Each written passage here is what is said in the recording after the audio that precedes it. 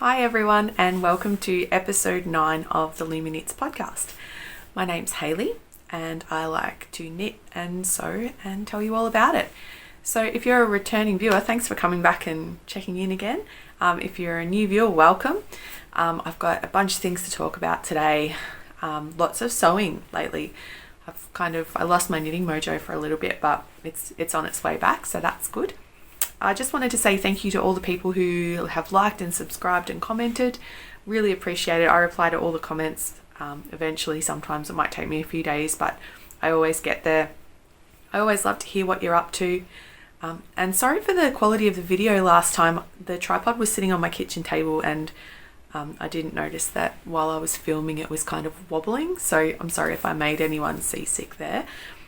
It's on a very stable surface now. I'm back in my craft room and we shouldn't have any more problems with that. So if you want to find me elsewhere other than this YouTube channel, you can find me on Instagram at lumi.knits or on Ravelry. Ravelry.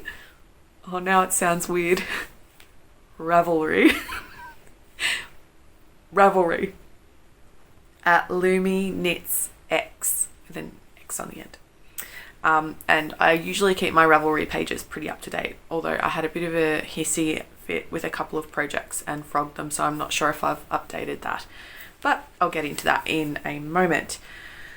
I thought I'd start off with my sewing because there is a bit more than normal and not as much knitting. So if you're a knitter and you want to skip past this, go for it. Might make even a little note down below to tell you when the knitting starts if you like, or you can just wander off, make a cup of tea, have a nice time. So I think I mentioned last time I was working on the Allwell studio pants and muslin for that. I finished it and the fit actually came out really well. I don't have the muslin here with me. I'm actually wearing my studio pants that I made. I made them in a mustard coloured linen because it seems like I have an awful lot of mustard coloured linen. There's that and there's that. I definitely have a style and it's mustard linen. So there you go. So I finished off my studio pants. I did have a couple of little issues, but mostly it was user error. I really, really like them. They're very comfortable, very easy to wear. I just have to stitch down the elastic because it keeps rolling at the top. But that's just because I haven't stitched it down. And I'm toying with the idea of putting in inseam pockets because I don't really like patch pockets. But I do love having pockets, so I'm just worried that having an inseam pocket will weigh the pants down a little more. So I might even try and do like a very slow stand up so you can see them. So, I hope I'm tucked in. There we go. That's not very helpful. I'll just pop in some photos if I get to it. But I really recommend this pattern. This is you can download it for free, which is what I did because I wanted to try it out. But I think I'll probably purchase the pattern at some point because it is a really good pattern and I am enjoying it very much. I'd like to try it in a heavier weight fabric than this really light linen, but we're coming into summer here, so that won't happen till a fair way down the track. So pardon the mess. This is all my podcast set up down here with all my bits and pieces close at hand. I just wanted to show you my studio pants. They might look a bit weird because I'm wearing leggings underneath because I'm a bit chilly. But yeah, they sit really nicely on my natural waist, lots of room, and I do like to do a flex test, which is if I can go like that and, do some squats and not rip them. And they're pretty great. They're very comfortable. I think I'll get a lot of wear out of these over summer. I don't know what more I can say. I like the leg shape. They're not like skinny, but they're not too wide. I think it's a really great pattern. Really nice pants. Nice and roomy in the bum. Not much more I can really say about this other than I really need to fix this elastic. So that's the pants. I've also been making more sage pants by FloraChildCo. I made these camo ones for my son because camo is everything. So I did the pockets in this, but I'm really unhappy with the finish. I think I need to go back and look at some of the instructions in some of the inseam pockets that I've used in the past and follow those instead of the ones in the actual pattern, because they're dodgy. I don't know why I thought they'd be okay. The other thing I did with these is he's just a little skinny kid with little skinny legs, and the original pants that I made for him were really wide and balloony, and he looked a bit like a clown. He loved them, but they just, you know, they just looked a bit silly. So I just slimmed the legs down by 1 inch, and I did that by just folding the pattern in half and taking out 1 inch.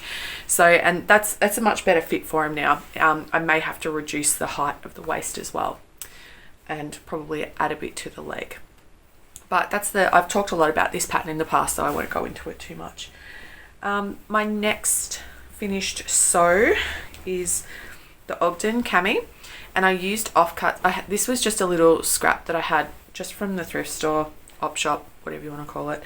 I think I may even have to scoot back a little so you can see these properly. I'm just gonna stop here.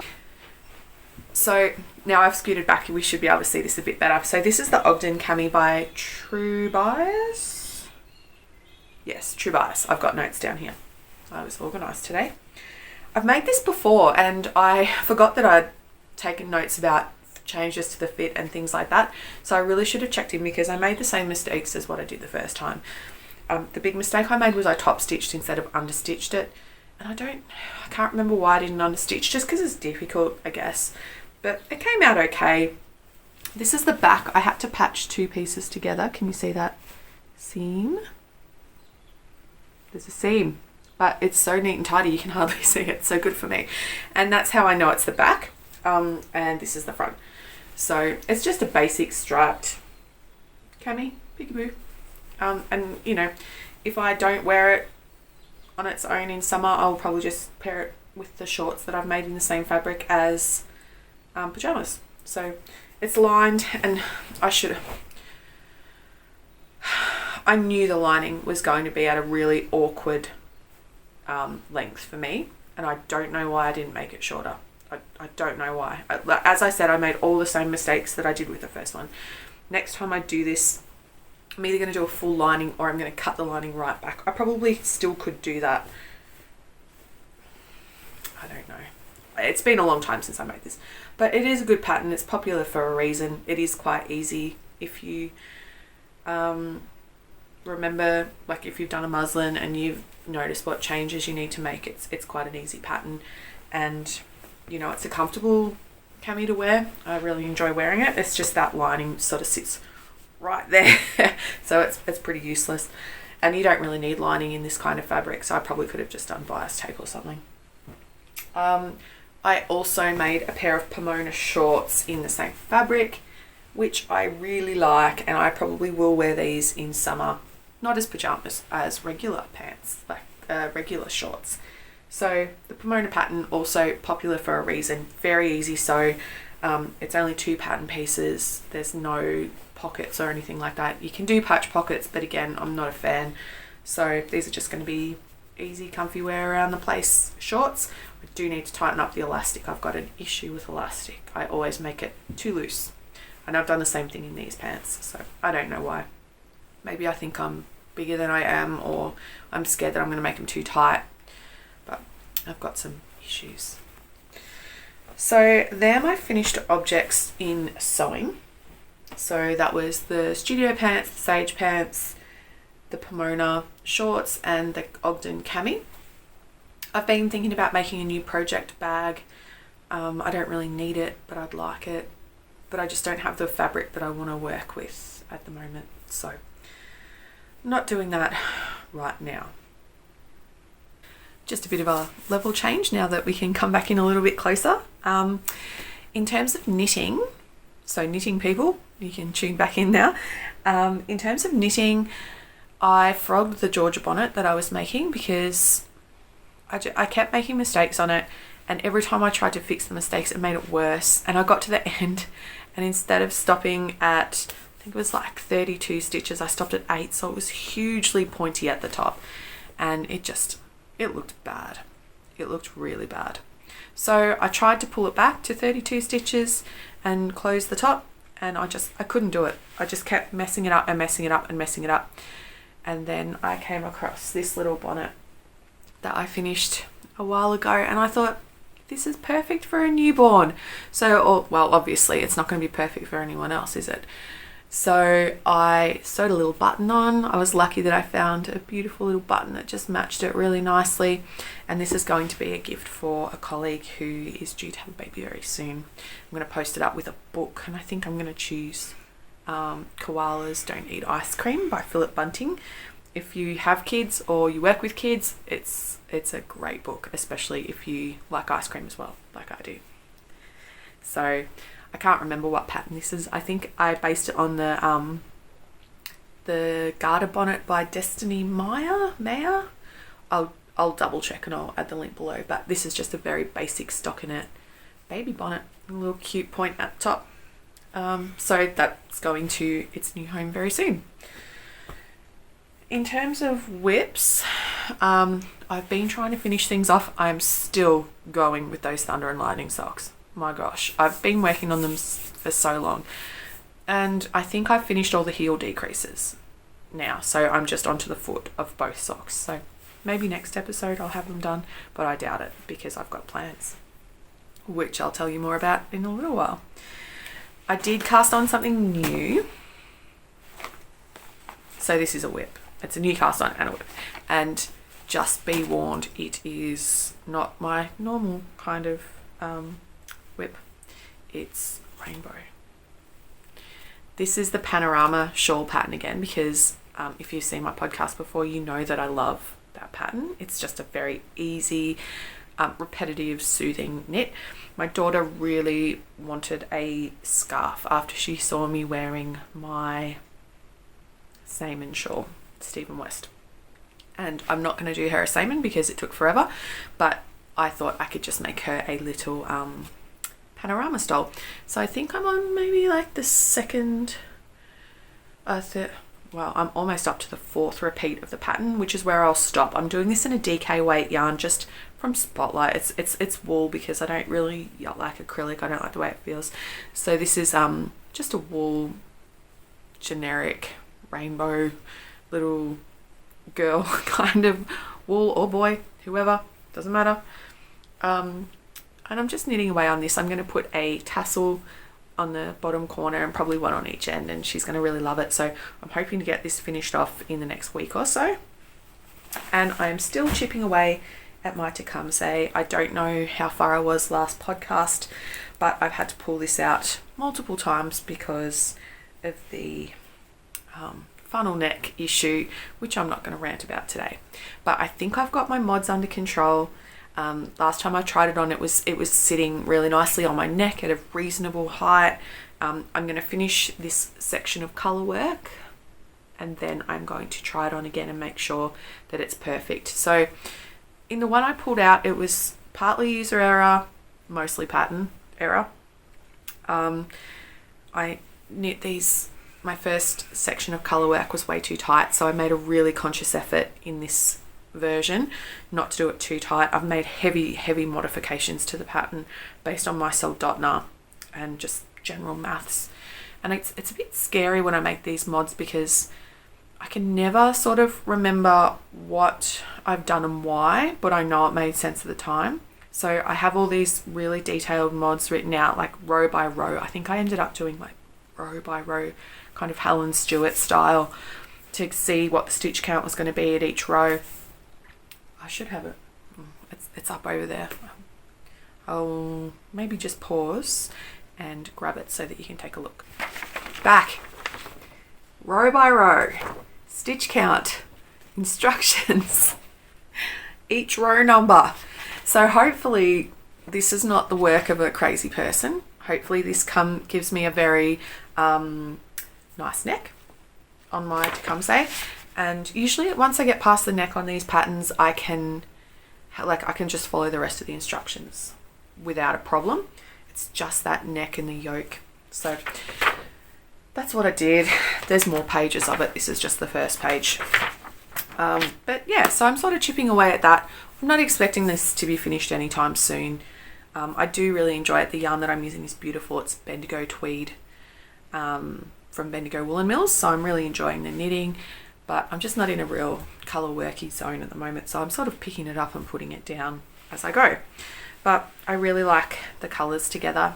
This is very similar to the designer's colours, except my contrast colour here, my second contrast colour, is more of a denim-y blue than sort of blue grey, which is I think what the designer used in hers. Oh, don't get tangled. And the yellow, the yellow is a bit more yellow than gold. So I still think it's going to look really nice when it's done, but that won't be done anytime soon. So I think that's all my whips. Panorama, Thunder and Lightning, Tecumseh, Georgia Bonnet. And so now we're going to talk about my upcoming plans because, as I said before a couple of times, alluded to, I've got some upcoming plans. I have never done a knit along. I've planned to, but I have never gotten around to it. And I have never done a mystery knit along. So I decided that I would give the Stephen West Shawlography mystery knit along a crack this year. And I got super excited about it, and I went through my stash and I found a bunch of yarns that I thought would be okay, but there was just one colour that I didn't have, and I thought I might just go to the yarn shop and get it. I don't buy a heap of yarn, I'm trying to work through stash, but there just really wasn't the right colour to go with the other. You need 5 colours, and I could only really pick 4 that went together.